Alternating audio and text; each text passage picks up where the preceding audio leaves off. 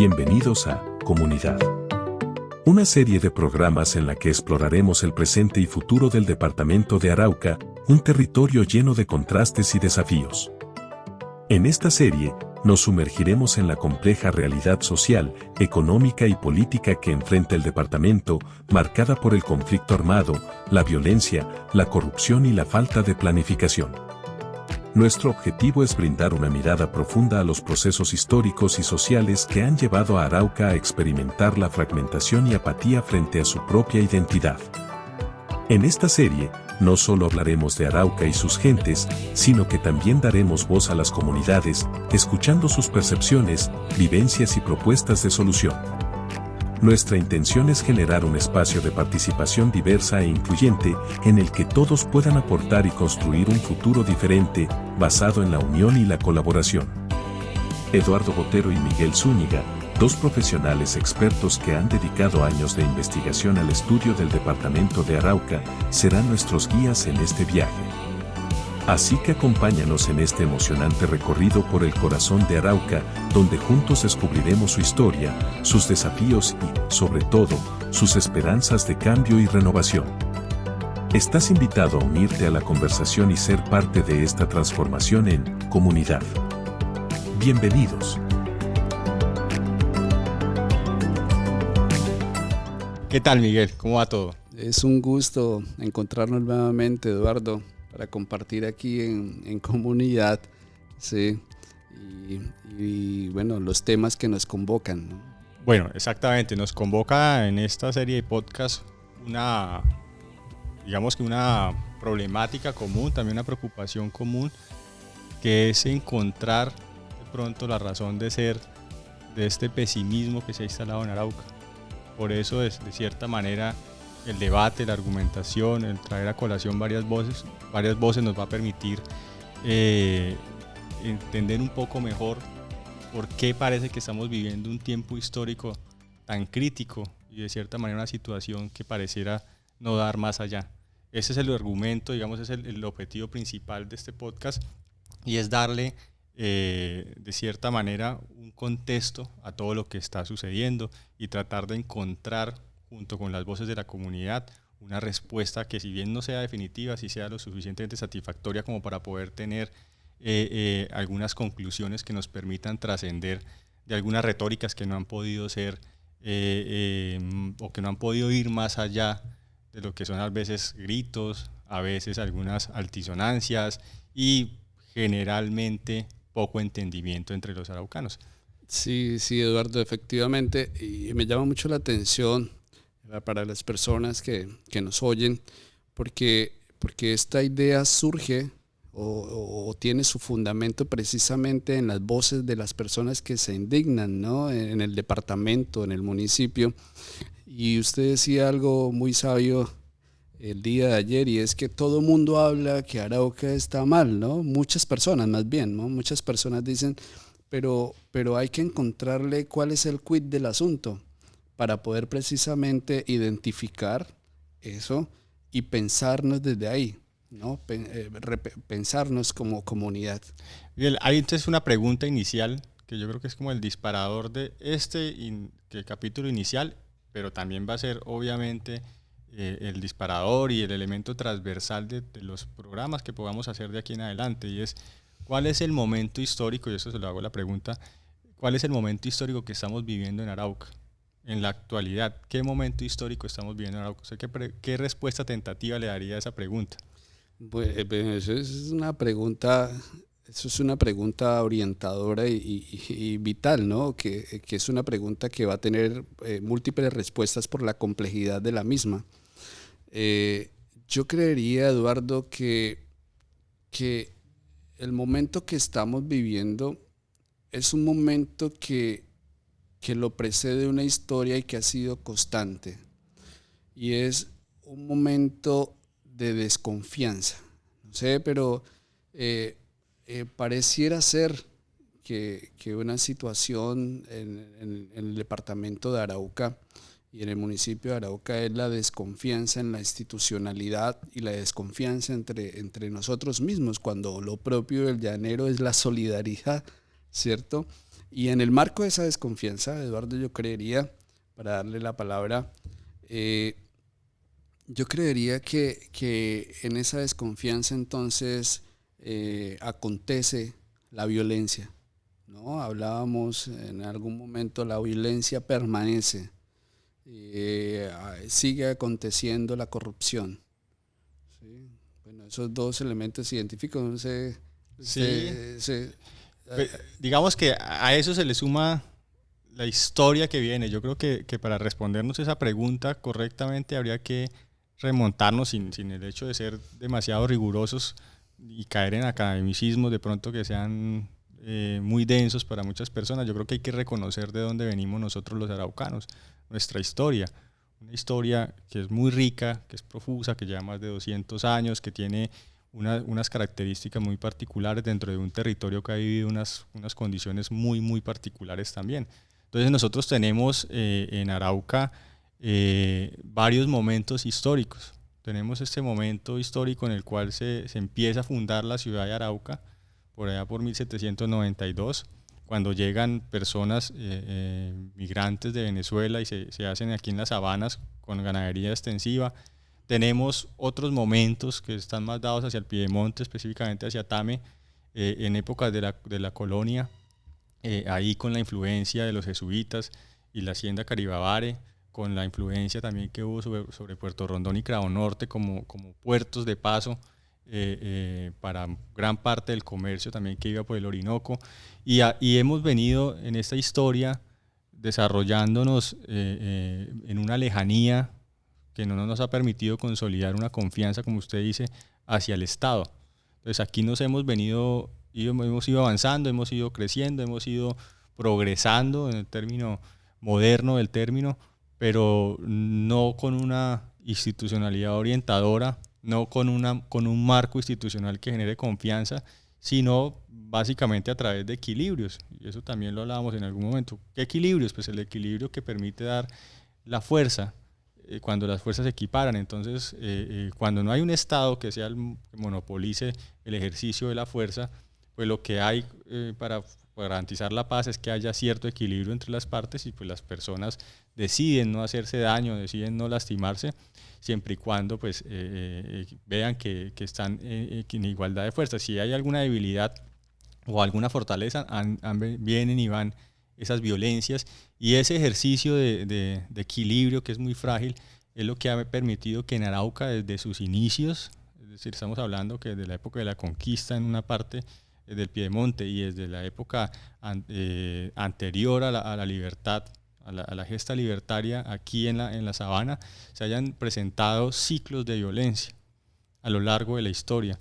Y esos ciclos de violencia están entonces en los anaqueles de historia, y aquí que estamos en la Biblioteca Pública Arauca, pronto hayan muchos libros al respecto, en momentos puntuales, como el momento de la Humbertera, ¿cierto? Como digamos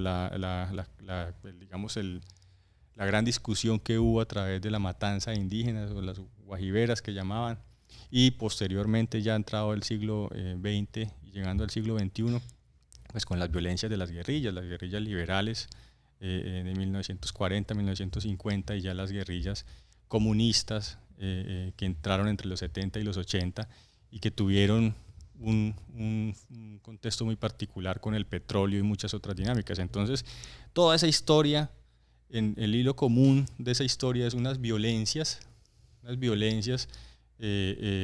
unas grandes que enmascaran otras pequeñas, unas violencias que nos marcan ese fenómeno social amplio del país, pero también otras violencias muy localizadas acá, producto de la misma economía, de la misma sociología, de la misma cuestión política, de la misma cuestión cultural, de la misma dinámica de frontera. Es decir, hay en esa historia todo un trasegar que lamentablemente ha sido un trasegar marcado por la ausencia de paz, ¿cierto? No queremos decir que los araucanos sean violentos por naturaleza ni que haya un determinismo biológico, cultural hacia eso, pero sí ha habido ausencia de paz en Arauca.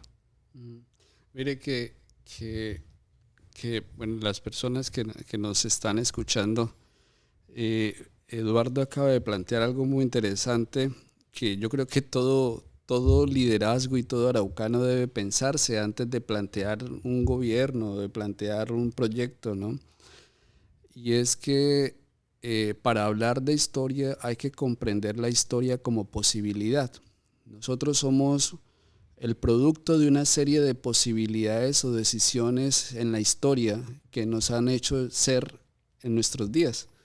Entonces, por ejemplo, pensaba en un teólogo, cuando yo vi filosofía de la historia, y un teólogo, Paul Tillich, ¿sí? Y él nos insistía mucho en ver la historia como posibilidad. Y en este momento que estamos viviendo, en este momento histórico, que fue la pregunta con la que inició usted y con la que iniciamos este programa, y es, hombre, estamos viviendo la posibilidad de caer en la cuenta cómo estamos, pero también de transformarnos, ¿sí? Y para poder transformar esa posibilidad necesitamos escudriñar, ¿sí? Lo que usted está haciendo en este instante, ese recuento histórico que nos plantea y que todos los araucanos debemos comenzar a hacer esa memoria, pero no solo como una memoria en conmemoración, sino como una interpelación histórica.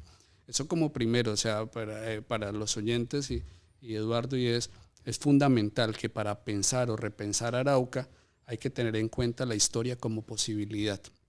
Y si es posibilidad, se puede transformar.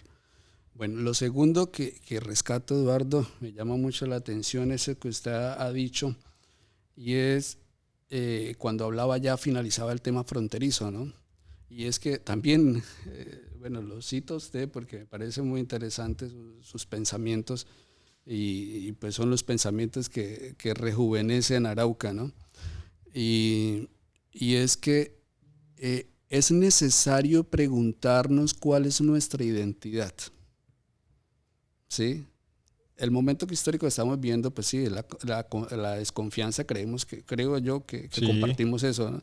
Lo segundo, lo que planteaba usted, la violencia, cómo nos ha influido y circunstanciado, como decía Ortega y Gasset, nos ha permeado. Y tercero, eso que decía usted, la identidad. Y usted decía ayer, ¿qué nos hace araucanos? ¿Sí? Porque si un gobernante, si un profesor, si un padre de familia, si un estudiante se pregunta qué nos hace ser araucanos y caemos en la cuenta de qué es ser araucano, podemos caminar, porque el principio nuestro es preguntarnos por lo ético. Al preguntarnos por lo ético necesitamos de la identidad. Entonces, la ética nuestra va a ser con base en la identidad que tenemos. Y decía usted ayer, que yo quiero decirlo, quiero citarlo para que usted por favor me continúe con la idea, pero la identidad araucana va más allá del concepto de llaneridad, ¿cierto? Sí. Y es importante revisar eso, porque mientras caigamos en la cuenta de la identidad, seremos hombres éticos y mujeres éticas, y si somos hombres éticos y mujeres éticas, caeremos en la cuenta del imperativo de ser ciudadanos. Que es parte de la comunidad, o sea, el ejercicio de la comunidad viene de las cívitas, es decir, del ejercicio de la ciudadanía, que por supuesto viene de un imperativo ético que no puedes, digamos que no puede desarrollarse si no tengo una identidad. Es más o menos el planteamiento que aquí hacemos con el programa, con el podcast, que esperemos que no suene tan complejo ni tan difícil de comprender para las personas que nos están escuchando. Pero digamos que hay, voy a retomar una cosa, y es que en el cuestión de la historia, uno no estudia historia simplemente para hacer recuento de hechos, ¿cierto? Entonces hay varias posturas, y hay una postura que no recuerdo en el autor, pero dice básicamente, y yo en algún momento de mi vida he coincidido con eso, y es que ya lo que fue, o sea, la historia, lo que sucedió es lo que podía suceder, y lo que terminó sucediendo es realmente lo mejor que pudo haber pasado. Es una forma de revisar, porque si no caeríamos en una cuestión que sería irnos al pasado, y siempre hay un punto en el pasado y habrá otro más atrás y otro más atrás que nos explicará el porqué de muchas de las circunstancias no tan buenas que estamos viviendo. Y en contraposición hay otro filósofo contemporáneo, me gusta mucho Zizek, que dice no, la lucha de las ideas para construir el futuro está en el pasado. Si yo puedo no reescribir la historia, pero sí de cierta manera reinterpretar el pasado, puedo cambiar el futuro. Pero con el mismo relato histórico con el que hemos convivido durante décadas y durante generaciones, yo no puedo pretender cambiar la historia. Un poco, digamos, como ese parteaguas que nos da esas dos opciones. ¿Qué momento estamos los araucanos? Estamos en la posibilidad, tenemos la potencia, o sea, esta es la potencia, como decía Aristóteles, ¿cierto? Lo que puede ser potencialmente hablando, se puede transformar. Digamos que la dinamis era el concepto aristotélico más concreto para hablar de cambio, ¿cierto? Y estamos también en mora, creo yo, de comprendernos históricamente, ¿cierto? Comprendernos históricamente. ¿Qué somos? Entonces, somos llaneros, decimos algunos, con mucha razón, o sea, es decir, tenemos una característica muy particular, lo dice Eduardo Mantilla Trejos, creo que debe ser el autor mucho más, digamos, de mayor autoridad en este caso, que es el llanero, es un campesino a caballo, ¿cierto? ¿Qué es el llanero? Entonces es un campesino que está alrededor de la ganadería, más que de la propia agricultura. Entonces es un campesino que no es de la hacienda, sino del hato.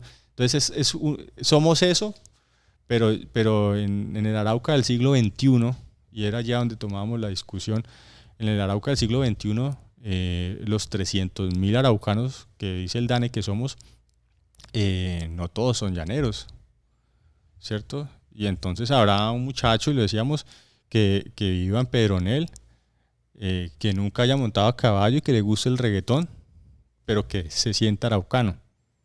Entonces el ejercicio de la llaneridad es un ejercicio cultural muy valioso, muy importante, que nos da un lugar en la historia de Colombia por toda la gesta libertaria, que nos da una identidad respecto a una, digamos, inclusive se habla del país de la Orinoquía, es decir, nos da una visión más allá de las fronteras nacionales que nos hermana con otro país, pero no es, digamos, como categoría, no engloba todo lo que puede ser Arauca en este momento, y no engloba a los araucanos que son raizales, o a los araucanos que son producto de las diferentes migraciones que se han vivido, que es otro aspecto histórico, no es satisfactorio para muchas cosas.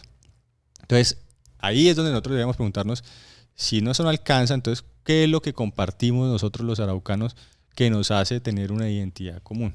Obviamente no lo vamos a responder nosotros acá, no nos daría ni el tiempo, ni la capacidad, ni la inteligencia para eso, pero sí es una pregunta que uno debe formularse y debe formularle a otros. Uno debe preguntarle a los araucanos, ¿qué nos hace araucanos? ¿Será que ser araucanos nos hace el salir el 25, el 4, ponernos una camisa de cuadros, tener un sombrero, unas botas, montar a caballo? ¿Sí me entiende? Eso es una de las tantas facetas de la araucanidad, pero no es todo. Yo creo que ahí hay una pregunta fundamental que nos lleva al pasado, pero que nos implica en el presente, porque lo primero que hay que respondernos es esa pregunta: ¿qué es ser? Porque si nosotros como sociedad y luego como comunidades no tenemos una identidad, no somos sujetos, por lo menos de derechos, y no somos capaces de reclamar, porque ¿hacia dónde vamos?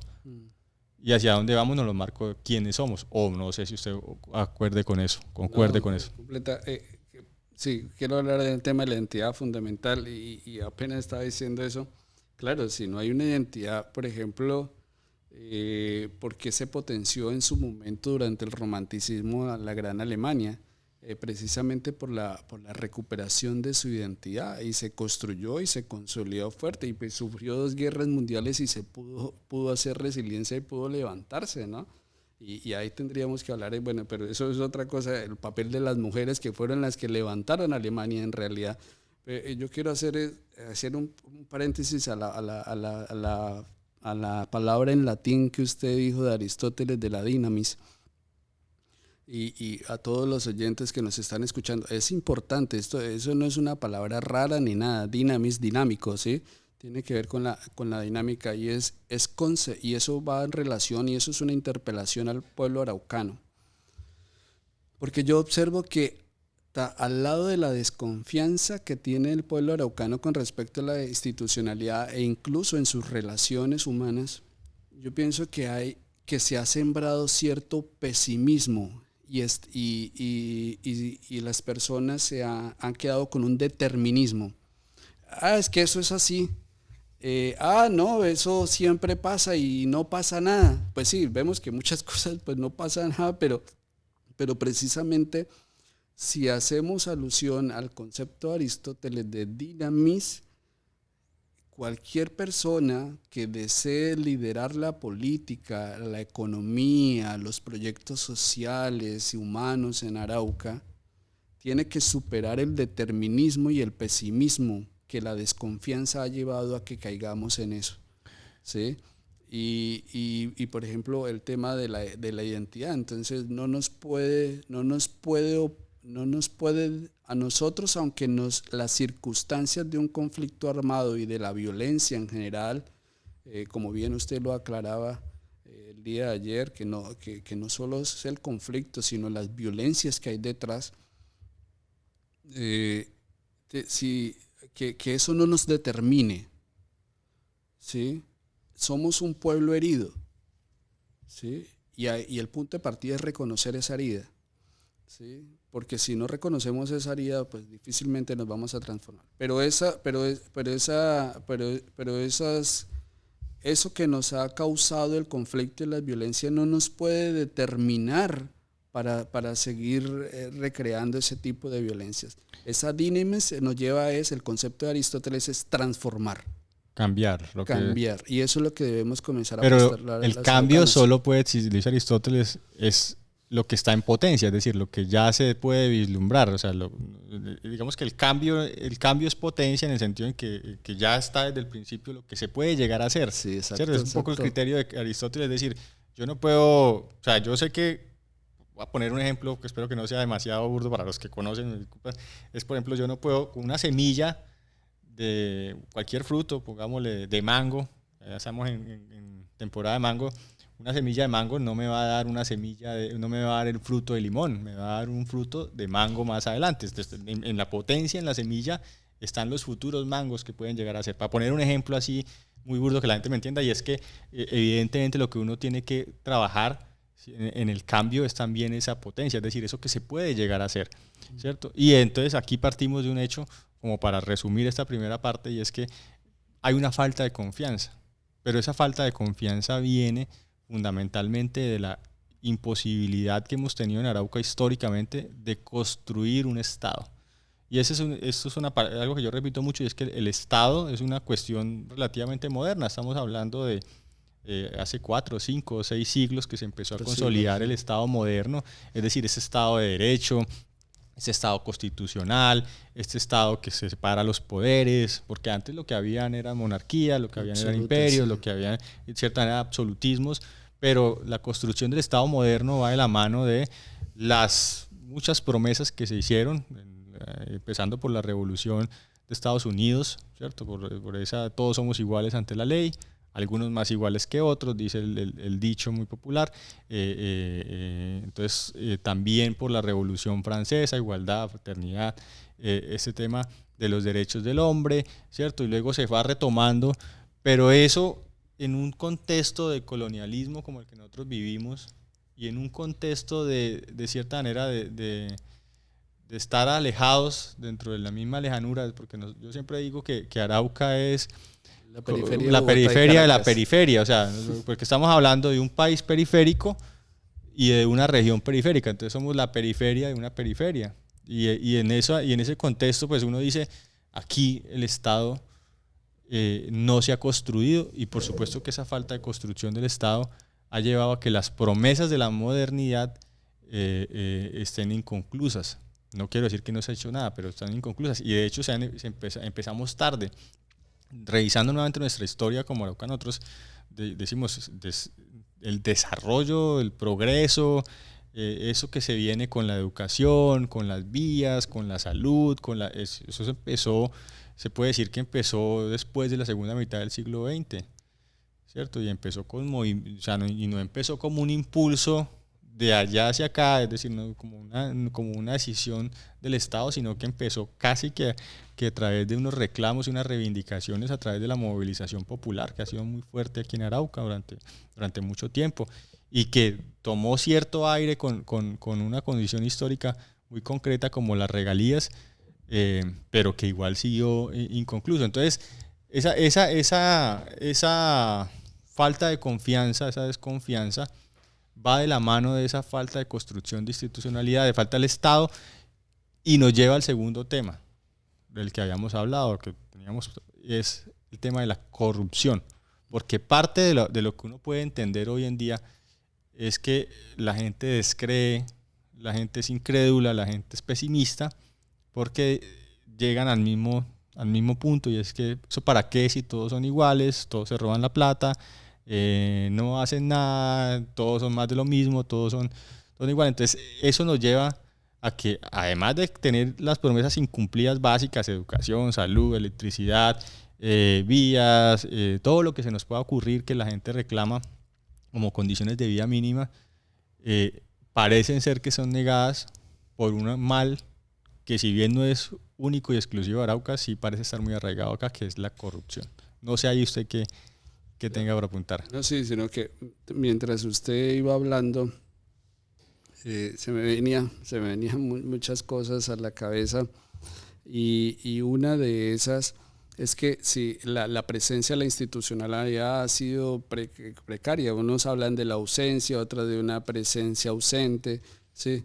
De la institucionalidad del Estado, pero también recordar una presencia opresiva, sí, selectiva, ¿sí? Entonces, pero también hay que hacer un llamado también a los araucanos y araucanas y a nuestros liderazgos políticos, y es que también el Estado soy yo, o sea, pues no yo como persona, sino como la frase, pero también el Estado lo compone la institucionalidad y también la nación, ¿no?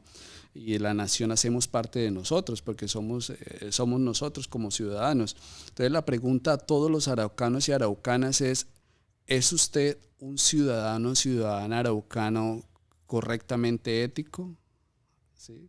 ¿Es coherente éticamente al concepto de ciudadanía? ¿Es usted un ciudadana en todo el sentido de la palabra? Esa es la pregunta que pues me gustaría que llegara a los corazones de las personas que nos escuchan, para que interpelen su cerebro y su mente, y pues podamos decir, oiga, pues va en consonancia a la pregunta de la corrupción. Yo actúo como decía Kant, y es que tiene razón usted, o sea, nosotros no podemos quedarnos, no, pero es que esos van a robar siempre, pero si el otro lo hace, ¿yo por qué no lo hago? O la otra lo hace porque yo no lo hago. Entonces Kant decía el imperativo categórico kantiano, ¿no? Actúa de tal manera que todo lo que hagas sea correctamente bueno y acorde y se vuelva un principio universal. Entonces, ¿cómo estamos actuando nosotros? ¿Cuál es nuestro imperativo categórico para actuar debidamente? ¿La corrupción? Entonces el papá y la mamá, como le planteaba ayer Eduardo, el papá y la mamá al niño le enseñan a actuar correctamente bien, o al avíspese papito, avíspese mamita. Ese avíspese es ya sembrarle la semilla de la corrupción al niño, porque el niño se va a pasar el semáforo, la cicla va a irse en contravía, ¿sí? Ese tipo de cosas, va a hurtar alguna cosa, pues lo hacen o no lo hacen. Entonces, la corrupción no solamente es un tema institucional, sino que evidentemente lo hacen posible los ciudadanos, pero un ciudadano que actúa correctamente al bien no lo puede hacer. Pero entonces, ¿cuál es nuestra ética? Pero ahí permítame ser un poco el abogado del diablo, ¿no? Lo que uno dice acá hay que hacer un poco como, porque pareciera injusto que uno diga, con tantas regalías y con tantas cosas que hemos hecho, y hicimos un velódromo antes de que se hicieran ciclistas, ahora vemos ciclistas, pero no usamos el velódromo, hicimos unas cosas que uno dice, pues una oda, un canto a la falta de planificación y a las malas decisiones administrativas.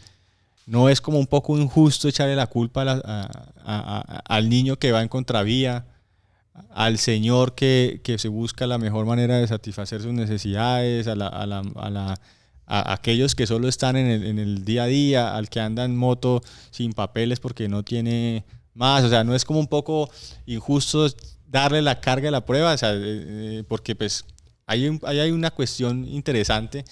Yo lo estaba leyendo estos días en relación a Adam Smith, creo que les comentaba, y es que el tema del ejercicio de la ciudadanía es del republicanismo, ¿cierto? Entonces yo no puedo ser un ciudadano, por lo menos esta es la interpelación que hago, no me pidan ser un ciudadano y mucho menos ejemplar si yo no tengo las condiciones materiales mínimas para hacerlo, ¿sí? Si no hay educación, si no hay salud, si no hay, digamos, esparcimiento, posibilidades de ocio, si no hay condiciones de vida digna, ¿cómo pretendemos que esas personas sean ciudadanos y sean ciudadanos ejemplares? Es un poco la pregunta, porque nos encontramos entre una discusión como el huevo y la gallina, ¿no? Sí. Tenemos aquí como esa dicotomía.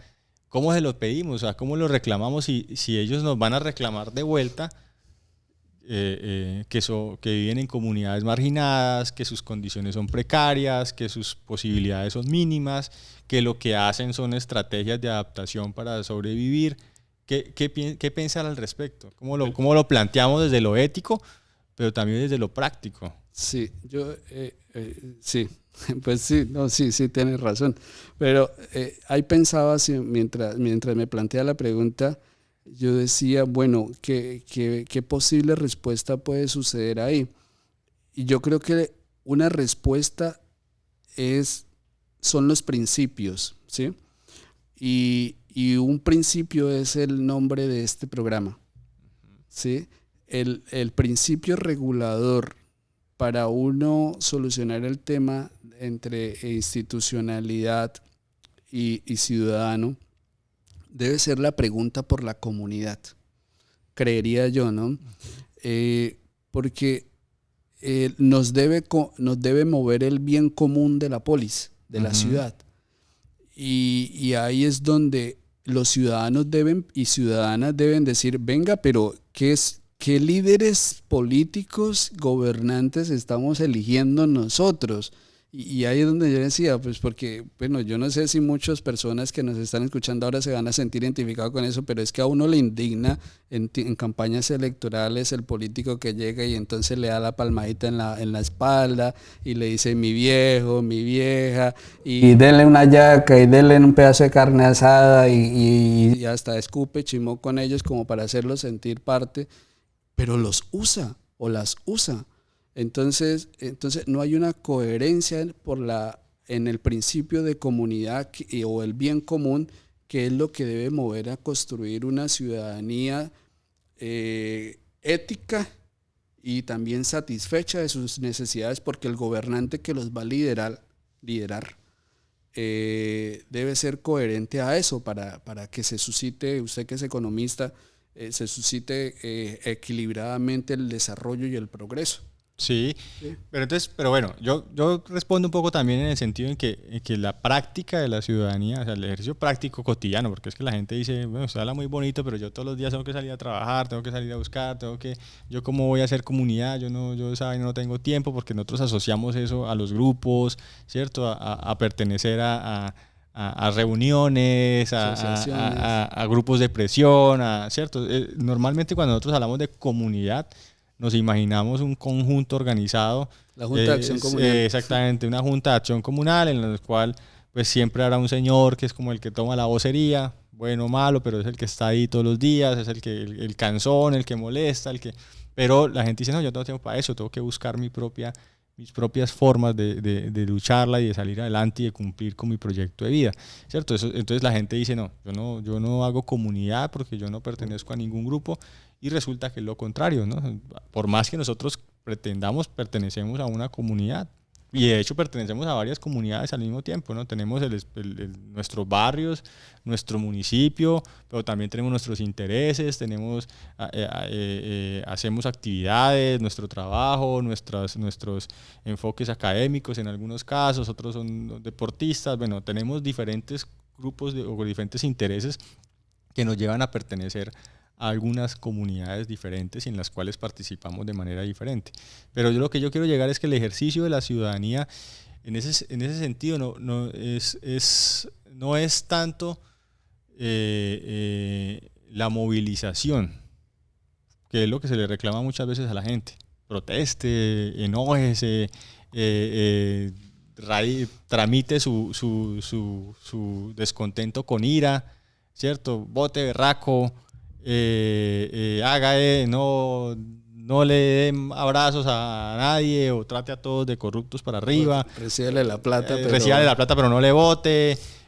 Sí, o sea, movilícese, y esa movilización está dada por la ira.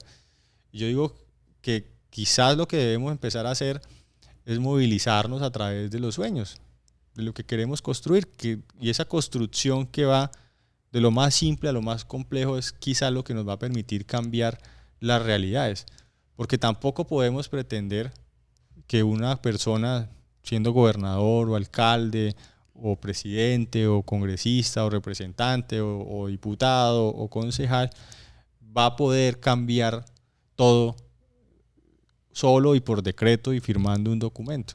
Eso no sucede así. La realidad es que los cambios se dan a través de la cotidianidad de las personas, y es la cotidianidad lo que debemos de cierta manera cambiar. Por eso yo creo que digamos, cuando nosotros hacemos este programa y decimos en comunidad y hacemos el juego de palabras diciendo en común unidad, entonces tratar de encontrar las cosas comunes que nos permiten compartir intereses comunes, que nos permiten de cierta manera tener espacios que nos lleven a decir, venga, ¿por qué no hacemos esto? Y esto no necesita ser una cuestión enorme, grande, sino que puede ser una cosa muy sencilla, ¿cierto? Puede ser algo más tangible que le vaya dando a las personas esa posibilidad de sentirse sujetos de derechos. Pero si yo le interpelo a la persona y le digo, no, es que usted, ¿qué hace? Entonces, es que usted anda en contravía, ¿no? Usted no sirve. O es que usted no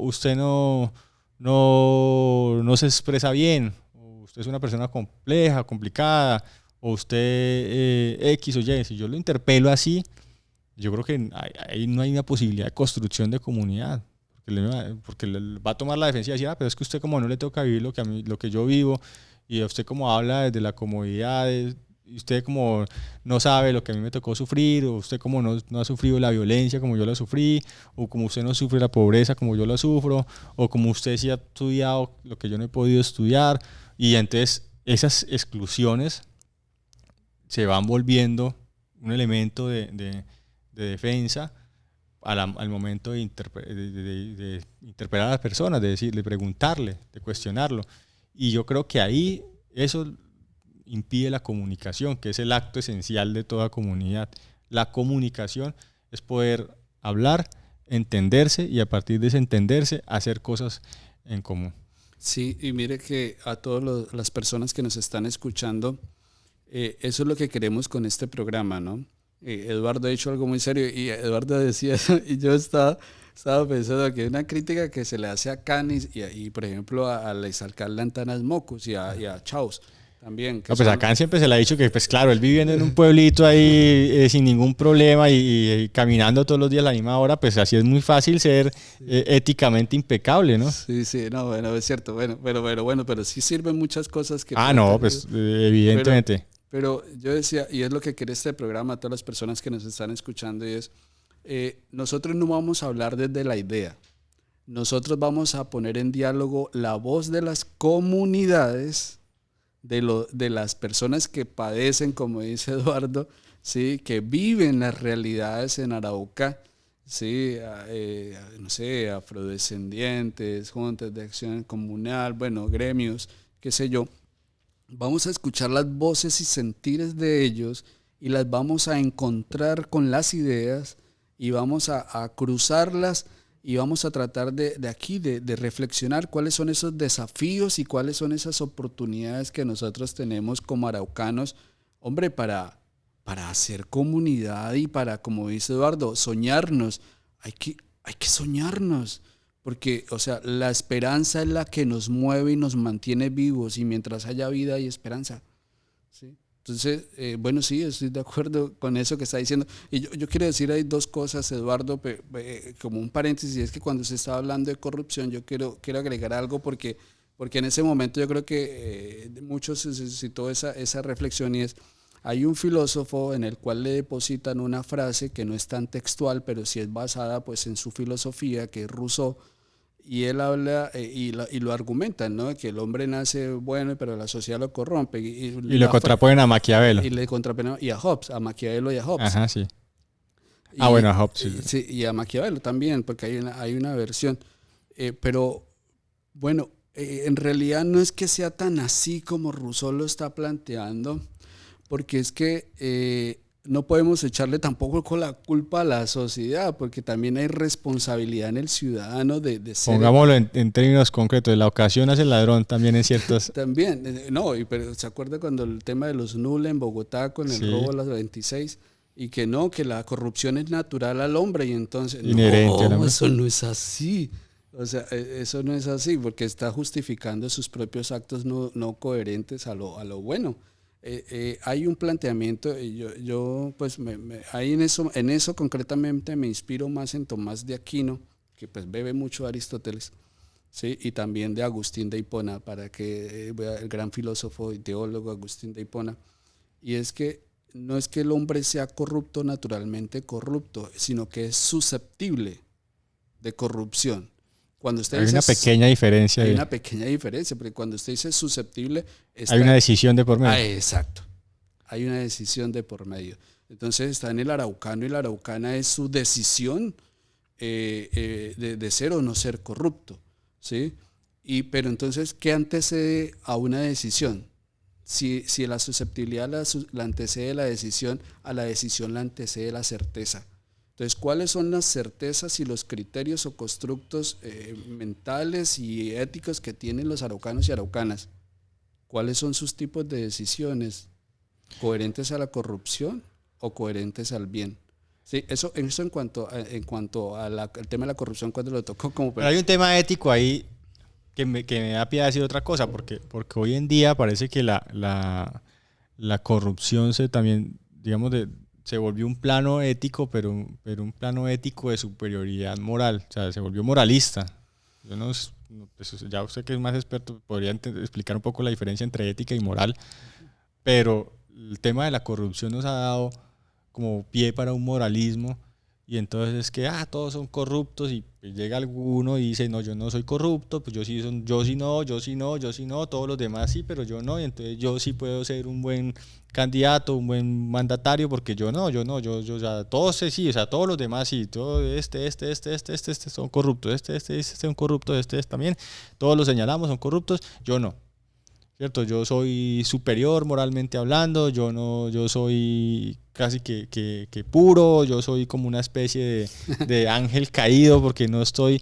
Y entonces mucha gente dice, sí, es verdad, este que tiene temperamento fuerte, que habla duro, que es recio, no es corrupto. Otros dicen, yo no le creo, todos son corruptos porque todos quieren llegar allá por algo.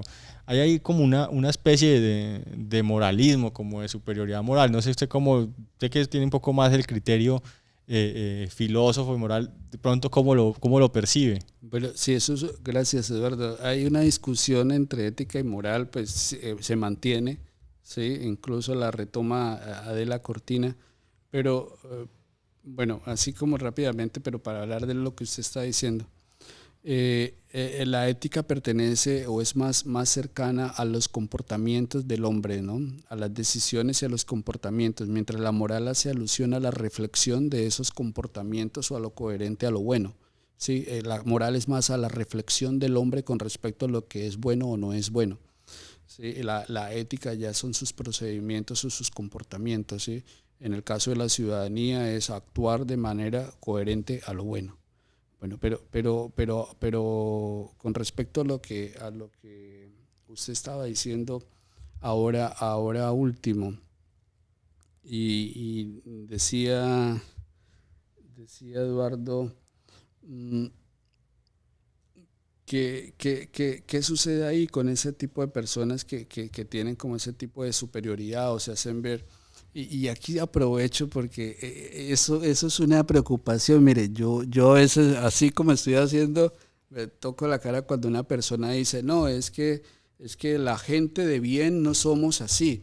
Es que la gente honrada no somos así. Hombre, usted no es más ni es menos que el otro. Lo que pasa es que el otro tomó una serie de decisiones que no son coherentes a lo bueno, ¿sí? Pero eso no le quita su condición de ser persona.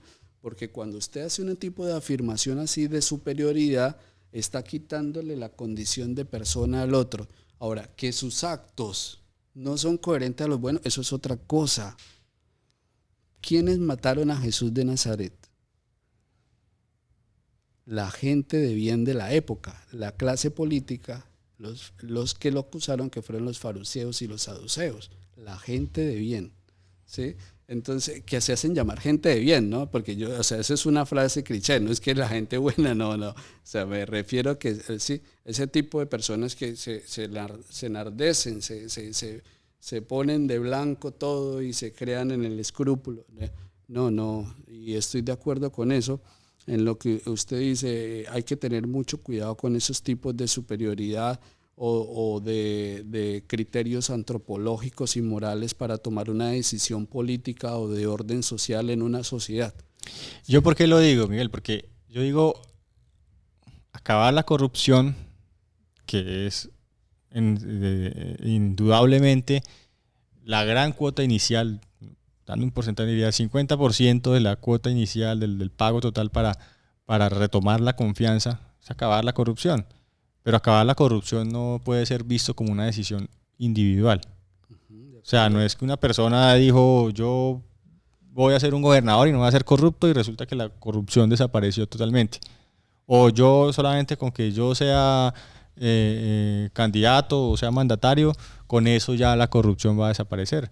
Porque evidentemente la realidad no es tan sencilla, ¿cierto? Hay que tomar una decisión, pero esa decisión que precede a la acción, ¿cierto?, no puede ser individual. Eso debe venir de una decisión colectiva, y esa decisión colectiva ir alrededor de una visión compartida, es lo que siempre he dicho. O sea, yo no puedo pretender acabar con los grandes problemas y específicamente con la corrupción esperando que una sola persona haga todo.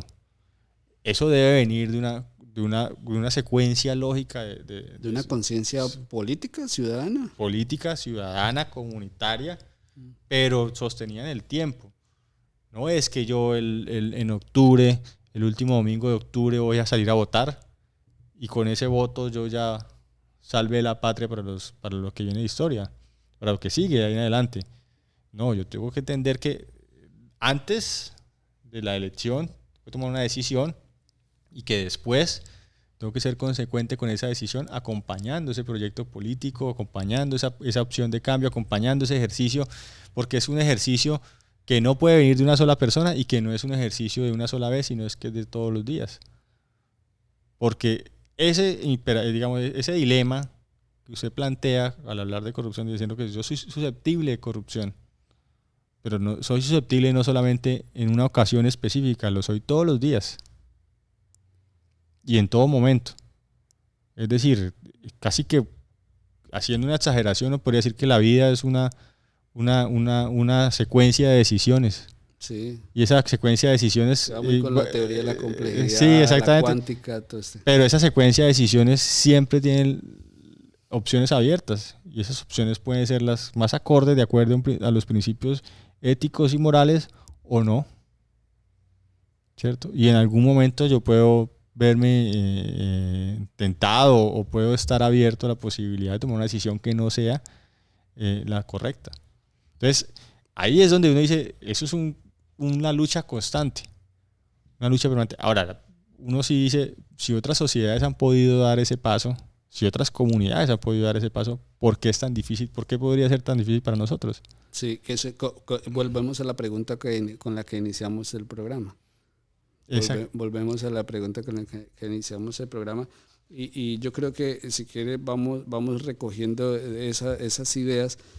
Pero antes yo creo, usted planteó como a mitad del programa, que no sé, me quedé, y es, ¿qué nos hace como araucanos? Y decíamos que trasciende el tema, por ejemplo, ayer se conversaba que se trascendía el tema del folclore y del concepto de llanería, que también hace parte, ¿sí? Pero va más allá de ser araucano. Y yo me fui pensando para la casa, me fui caminando y yo decía, pero venga, si es cierto, ¿qué es lo que nos hace a nosotros ser araucanos? Y pues sí, es complejo, pero yo trataba de darme una respuesta porque pensaba cuando uno va a la sabana, ¿no? Y cuando uno iba a las casas aquí en Arauca, cuando de niño, yo soy araucano también. ¿Y qué es? O sea, y lo dice Juan Harvey Caicedo también en el Suprema, y es una ley del llanero darle la mano al que llega. Y es la solidaridad. Yo creo que un elemento de nuestra identidad como araucanos y araucanas es la solidaridad. Lo que sucede es que ha sido herida esa solidaridad muchas veces, ¿sí? Por la desconfianza, Por que la ese desconfianza, que es como exacto. el coco que hemos descubierto hoy, ¿no? La desconfianza. La Todo puede parecer una repetición de la repetidera, pero es verdad. O sea, si yo desconfío del otro, si yo desconfío de las instituciones, No hay humanidad. no hay forma de entendimiento. O sea, no hay forma de que Exacto. yo me pueda poner, yo puedo hablar con usted, pero si yo no confío, no me estoy comunicando. Entonces se vuelve todo un juego estratégico de la comunicación. Entonces yo digo lo que creo que usted quiere oír o lo que yo considero que es mejor para mí que usted sepa.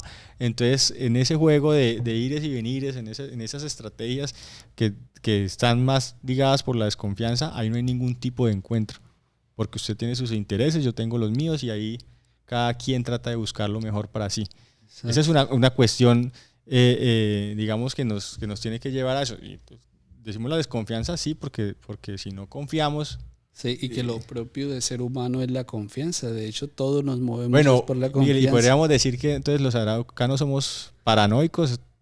Bueno, no. No, estamos en No, una especie de paranoia colectiva, todos aquí como que yo no confío y como que tengo, como que creo que el otro sí, pero no, y estoy como en ese estado mental que me lleva como a un temor constante y que me lleva a una especie, es un término muy, muy utilizado y de pronto mal utilizado, esquizofrénico quizás, o sea... Bueno, sí, bueno, no, o sea, de pronto en los términos coloquiales uno lo podría entender. Ya en la profundidad de la palabra, pues es un poco delicado el tema paranoico y esquizofrénico porque No, pues son dos obviamente. realidades distintas. Pero sí, yo creo que existe, yo voy a decirlo así como muy escueto, existe una alteración del sistema nervioso y relacional de los araucanos con los araucanos y araucanas, o sea, entre nosotros. Yo creo que debemos como bajarle a ese tipo de ansiedades y situaciones, esas heridas. O sea, si se quebrantó la desconfianza, se quebrantó también esa solidaridad. Porque, o sea, usted llegaba a la sabana y que le decía, venga, llévese un pedacito de carne y échese a mi compadre un poco de topocho, vaya y baje, ¿sí?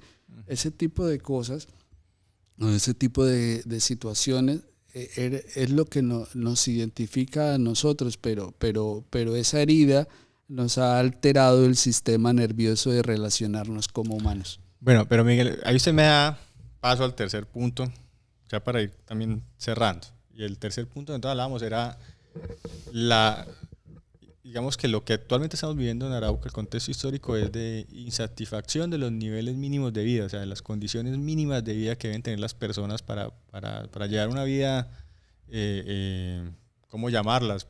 Decente, adecuada, digna, ¿cierto? Que esas condiciones de vida, el agua potable, la electricidad, en pleno siglo XXI el acceso a internet, el acceso a posibilidades de educación, el posterior acceso a mercado laboral para poder desarrollar o a las posibilidades de encontrar un emprendimiento, una forma de ganarse la vida, todo esto, el transporte. El índice de desempleo estuvo en Arauca. Casi el 30%, o sea, está en Arauca en este momento. Y el índice de pobreza. Casi el 60%, que es igual, incluso un punto superior a lo que era empezando el siglo XXI. Es decir, producto de la pandemia tiene mucho que ver, retrocedimos casi 2 décadas, y no solo en Arauca, obviamente retrocedimos en el país y en el mundo, pero fue mucho más fuerte aquí en Arauca ese retroceso. Y eso, digamos que lleva a ese tema, ¿no? O sea, uno dice, esas condiciones de vida no están mínimamente garantizadas. Eso es una realidad histórica actual. Uh-huh. Y esa que nos esa hace cultura vivir improvisados e informales. Exacto. Y esa cultura de la exuberancia que existía antes en Arauca, esa Arauca ganadera, de grandes extensiones de tierra, de fincas, de un mundo rural mucho más fuerte, se ha transformado hacia un mundo cada vez más urbano. Yo creo que en esto que me entiendan, o sea, yo no estoy diciendo que Arauca haya dejado su vocación productiva agrícola ni que ya no sea ganadera, no, yo estoy diciendo es que la vida de los sujetos, de los individuos, cada vez está mucho más concentrada en el mundo urbano, ¿cierto? Y en ese mundo urbano también se han aglomerado muchos problemas. Y el mundo rural sigue teniendo, obviamente, muchas dificultades. Entonces, esas condiciones de vida mínima no están garantizadas, ¿sí? Y entonces, el gran reclamo que hay es quién debe garantizar esas necesidades. Y ahí el Estado. Ahí el Estado, la institucionalidad concretamente. Debe ser, claro, pero si yo no confío, si el Estado tampoco, si quienes lideran la institucionalidad tampoco me dan la confianza ni la garantía de que van a hacerlo bajo los principios que deberían hacerlo, entonces tomamos otro punto. Volvemos a la desconfianza. La gente tiene desesperanza. Hoy yo no creo que nadie en Arauca, muy pocas personas, pueden sentirse esperanzadas de que sus condiciones de vida a la vuelta de 2, 3, 5 o 10 años van a ser mucho mejor que lo que son hoy. Y de hecho yo me atrevería a decir, que no lo he estudiado, pero creo que muy pocas personas van a decir que sus condiciones de vida son mucho mejores que lo que eran hace 10, hace 20, hace 30 años. Eso es la desesperanza. Claro. Sí, y entonces esa desesperanza viene de la desconfianza y viene también de una historia difícil, ¿sí? Porque es que hoy en día en Arauca nosotros tenemos todo el derecho a quejarnos de la pobreza, del desempleo, de la violencia, de las violencias, de muchas situaciones, de lo alejados que estamos del mundo de las ideas, de lo alejados que estamos de ese mundo que vemos en las noticias, la inteligencia artificial, o sea, de los robots, de la automatización de la economía, de ese progreso que nos ha dejado a 10.000 años luz, que parece lejano, mientras unos conocen el universo y están viendo imágenes hermosas del comienzo del universo, nosotros ni siquiera podemos ver dónde estamos nosotros ubicados, ni podemos ver el comienzo de nosotros mismos. Entonces, esa desesperanza, esa desilusión, yo creo que es algo también que nos marca actualmente, o sea, es sí. algo que nos duele, porque detrás de eso hay unas exclusiones que nosotros no vemos. O sea, en Arauca... Sí, simbólicas, verbales, físicas, materiales. Hay unas exclusiones fuertes aquí en Arauca. Yo creo que hasta comenzando con la palabra que le decimos al niño carajito. Sí. Carajito. Entonces, bueno, y entonces ahí hay una parte también importante de lo que es el programa, ¿cierto? El machismo. Totalmente. Somos una sociedad machista. Machista, Arauca es machista y el concepto patriarcal también ha influido mucho. Yo no voy a responder porque esa respuesta, digamos, no. Yo le digo es porque en una investigación identificábamos eso, la concepción heteropatriarcal, machista en Arauca ha influido y ha determinado para que se susciten algunas violencias. Mire, yo voy a contar aquí una infidencia, espero que la persona no me esté viendo acá, porque estábamos en Semana Santa y salimos ahorita, hace 8 días, salimos a a comer los 7 potajes y después de que estuvimos en el restaurante nos fuimos a dar una vuelta y llegamos a una finca. Estaban vendiendo cervecita, entonces iba con una persona que está aquí de otro país, ¿cierto? De Europa. Y entonces nos sentamos y estábamos viendo el juego de bolos criollos. Sí. Y entonces ella decía, ¿por qué las mujeres no juegan? ¿Sí? ¿Por qué las mujeres, pues, obviamente puede ser circunstancial, es una cuestión, ella decía, ¿por qué las mujeres están anotando los puntos y solo los hombres juegan? Entonces ahí empezamos a ver que hay muchos comportamientos que sí, pero retomando el tema ¿somos una sociedad machista? Sí. ¿Somos una sociedad racista? Una buena pregunta. ¿Somos una sociedad clasista? Bueno, ahí sí yo no he hecho investigación, pero yo creería que en Arauca no solo hay un conflicto armado, sino una situación social también. Somos aparte de clasista, somos una sociedad arribista.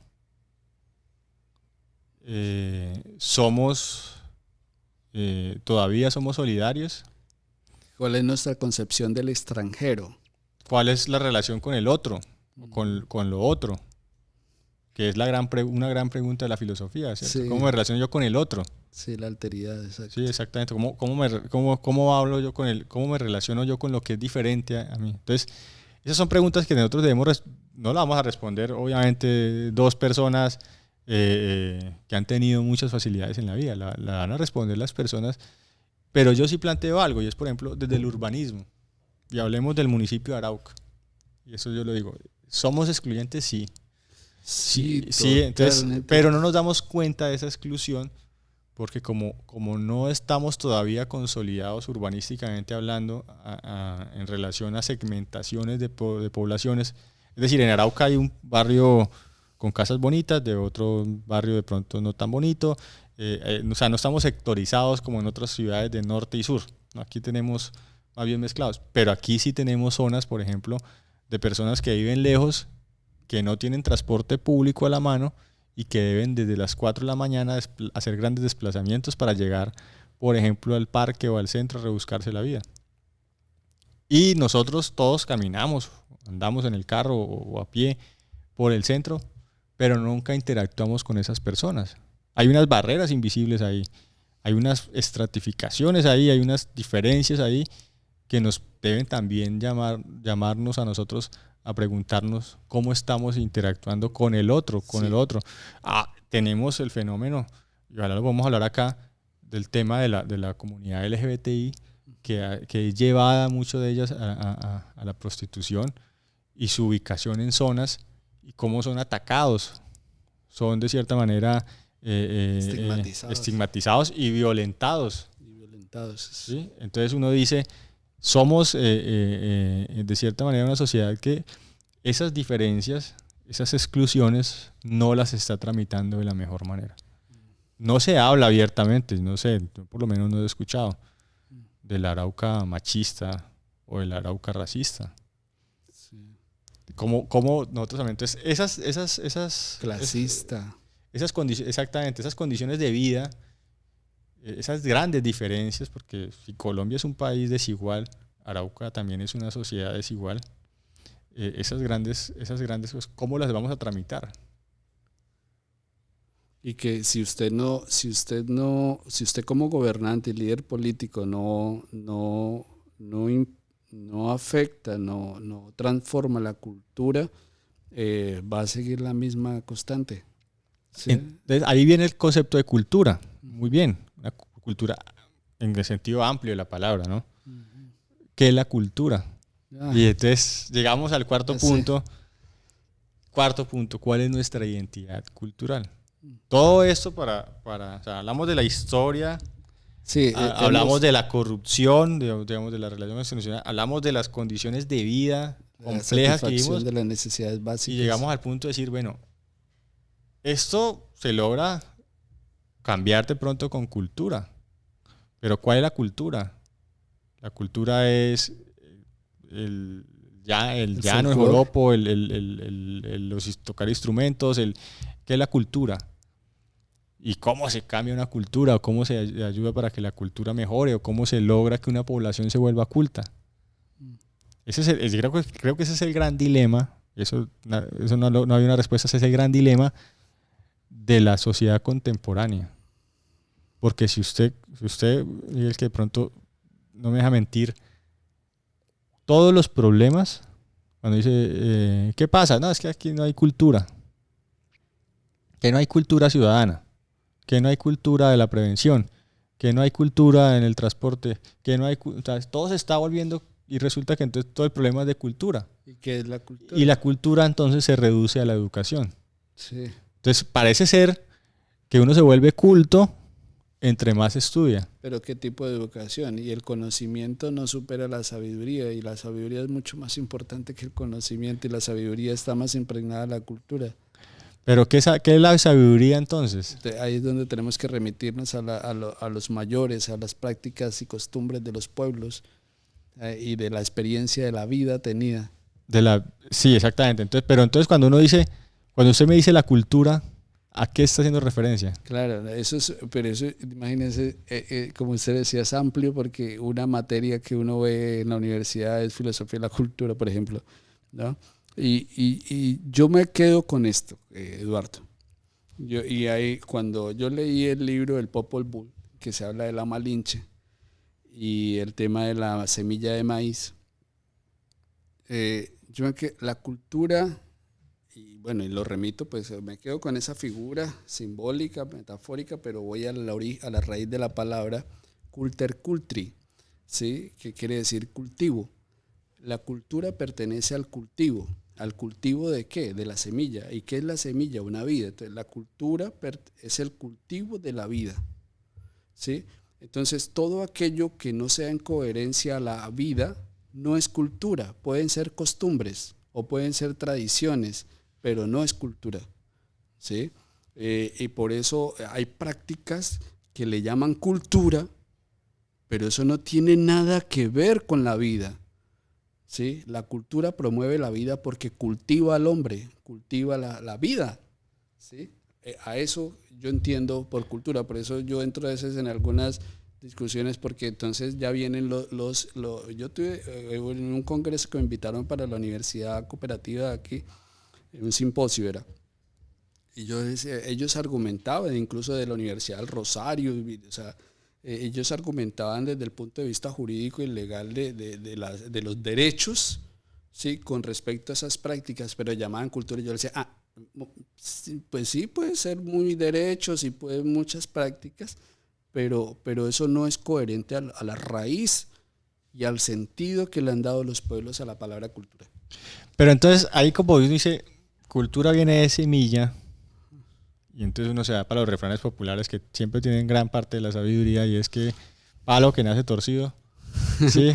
Entonces uno dice, la única solución que nos queda es cultivar a las generaciones que vienen y esperar que por el simple paso del tiempo pues nos vayamos nosotros, que no somos cultos, que no tenemos, que ya nacimos torcidos.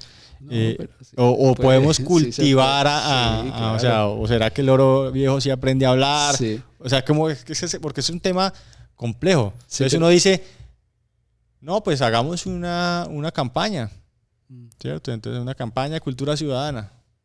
Llevémosle educación a las personas que de pronto, para que las tercera edad, que nunca pudieron estudiar o terminar su colegio, su escuela, pues estudien. Y eso de alguna manera mágica va a venir transformando la realidad. Es Pero mire que en la maestría yo aprendí lo siguiente, Eduardo. La maestría mía es en neuropsicología, pues el enfoque es cognitivo. Y eso de loro viejo no aprende a hablar, eso es cierto y no. Uh-huh. Porque es lo mismo, una persona, y lo digo de la siguiente manera, una persona no es que no quiera cambiar porque no puede. Una persona no cambia es porque no quiere muchas veces. En este caso del que estamos hablando, porque estamos hablando pues de las condiciones sociales, y yo no me quiero unir a esa frase que el pobre es pobre porque quiere, no, eso es otra cosa, pero No, yo me estoy refiriendo a este planteamiento que usted está haciendo. Cuando las personas, en el caso de cambiar la percepción de la ciudadanía, de la cultura, sí, no es que no pueda, sino que no quiera. Entonces tenemos es que trabajar en campañas con respecto a la voluntad, y ya está en la decisión de la persona si cambia o no cambia, ¿sí? Pero hay que insistirles a la voluntad, ¿sí? Ahí, o sea, allá, no podemos hacer como Pavlov y condicionar socialmente a las personas, no, eso no. No sé, yo no sé. No, bueno. Bueno, si quieres recojamos ya. Sí, ¿Cuál es el propósito de nuestro programa? Ya en esta primera introducción, que es como una especie de prólogo para lo que viene en los próximos capítulos, es básicamente dar como a conocer qué es lo que nos motiva. Entonces, lo que nos motiva son las preguntas fundamentales que hemos planteado acá, que vamos a seguir planteando acá con interlocutores de diferentes comunidades, quienes nos van a dar una visión mucho más contextualizada de lo que ellos viven, porque esas situaciones de exclusión, esas violencias, esas dificultades, esas de cierta manera, esas dinámicas de poder que se dan en la cotidianidad, quienes las sufren son las que nos pueden describir mucho mejor. Claro. Y cuando la fuente primaria. Exacto. Y cuando ellos tienen espacios, como esperamos que sea este, para hablar, en esa especie, yo no sé si catarsis sea el concepto adecuado, parece también muy usado, pero bueno, en esa especie como de catarsis que se puede hacer, también pueden encontrar respuestas que de otra manera no tendrían. Pero la pregunta fundamental es, ¿qué está pasando en Arauca en este momento? Esa es la pregunta fundamental, ¿cierto? Y lo que nosotros hemos podido, y de la cual vamos a partir de aquí en adelante, es que hay desconfianza. Violencia, insatisfacción, corrupción. Una pregunta por la identidad. Una falta de determinar cuál es nuestra identidad como araucano general, o sea. Porque parece ser que nos quedamos con el tema de llanería, que es muy importante, es influyente, es fundamental. O lo que hablábamos antes del programa, el eclecticismo que nos ayuda, o sea, bebemos de todas fuentes, pero no nos hace. Exacto. Entonces, pero todo eso, la palabra que ha venido siempre sin que sea preparado, es la desconfianza, o sea, falta de confianza. Y el reto es retomar la confianza. Para construir ciudadanía. Sí, para construir ciudadanía, y que la ciudadanía sea el ejercicio de sus derechos, que no son solamente democráticos, sino que son derechos políticos, culturales, económicos, a través de ese ejercicio de la ciudadanía. Y que el ejercicio de la ciudadanía es tener voz, ¿cierto? Una voz consciente, una voz propositiva, una voz que se encuentra con otras voces y los reconoce y los respeta y los entiende como iguales. No es un ejercicio del que más grite, ni es un ejercicio del que más se imponga, ni es el que más palanca tenga, ni es el que más, sino que es un ejercicio del dialogar, del diálogo, ¿no? Del diálogo como un encuentro de racionalidades, y esas racionalidades también como una especie, como algo que debe llevar a un acuerdo, que se debe ser validado entre todos, ¿no? Eso es como el ejercicio. Pero aquí la pregunta entonces es, ¿qué estamos viviendo actualmente en Arauca? Desconfianza. Desconfianza en que desconfianza que nos lleva a la violencia, desconfianza que nos lleva a focos de corrupción, desconfianza que no nos impide soñar o vislumbrar un futuro mejor, y desconfianza que nos impide dialogar para que podamos entre todos consolidar una identidad. Sí, y construir. Porque, y es último, porque inclusive hasta en lo cultural hay marcado, ¿no? La diferencia entre llanero y guate, entre el que sí es y el que no, ¿no? Entre no, es que usted nunca ha montado un caballo, es que usted no es de verdad porque usted no trabaja en el campo, bueno, no sé, ¿sí entiendes? Entonces, llanero no es el que canta, ni el que, ¿cómo es que dice Juan Harvey que ese, bueno, ni el que forma el alboroto dándole golpes a un arpa, algo así, no me acuerdo. Pero entonces yo me quedaría con eso. Para mí la conclusión principal es eso. ¿Qué es lo que estamos en este momento? estamos sufriendo una crisis producto de la desconfianza. Voy a hacer una verdad de perogrullo, dirían. Es que para cambiar esto hay que generar confianza. Sí. Pero es ahí del dicho al hecho sí hay un enorme trecho. Claro, pero entre el dicho y el hecho, que es el que tanto critican, entre el dicho y el hecho hay una solución y es tomar una decisión. ¿Sí? Lo que está entre el dicho y el hecho son las decisiones tomadas para la acción. Y yo me uno a eso que usted acaba de decir y cierro también con lo siguiente, y es, pensaba yo ahora con estos principios que usted plantea, y es cuando en filosofía se llama epistemología, pero nosotros la vemos como filosofía del conocimiento, y es la materia que todas las carreras existentes en las universidades la ven. Se llama epistemología. Y en epistemología todos los estudiantes leen a este autor que se llama Thomas Kuhn. Uh-huh. Y Thomas Kuhn, en Estructura de las Revoluciones Científicas, él tiene una frase que es cierta. Y dice: la ciencia avanza cuando los paradigmas son puestos en crisis. Y entonces Arauca puede avanzar cuando caigamos en la cuenta con certezas como estas que estamos planteando y que vamos a develar también con las voces de las comunidades. Con esas certezas, la idea es entonces poner en crisis eso que no nos deja ser araucanos y soñar el Arauca que usted dice, que usted plantea, ¿no? O sea, no que usted plantea, sino el verbo soñar. Sí, exactamente. El verbo soñar. Entonces, la ciencia avanza cuando los paradigmas son puestos en crisis. Entonces, Arauca avanzará cuando ponga en crisis los paradigmas, y los paradigmas se ponen en crisis solo con certezas o nuevas certezas. Y las certezas no pueden ser opiniones, sino argumentos de verdad.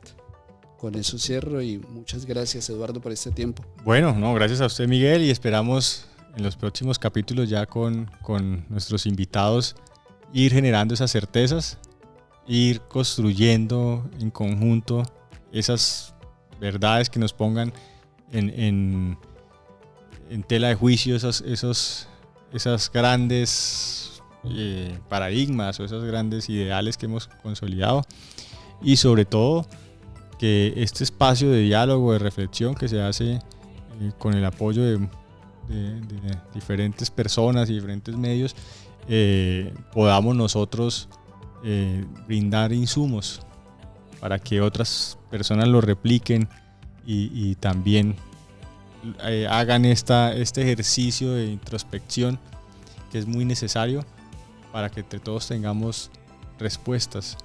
No vamos a dar toda la verdad, pero vamos a dar algunas respuestas, o por lo menos los indicios de esas respuestas. Así que los esperamos para el próximo programa de este podcast.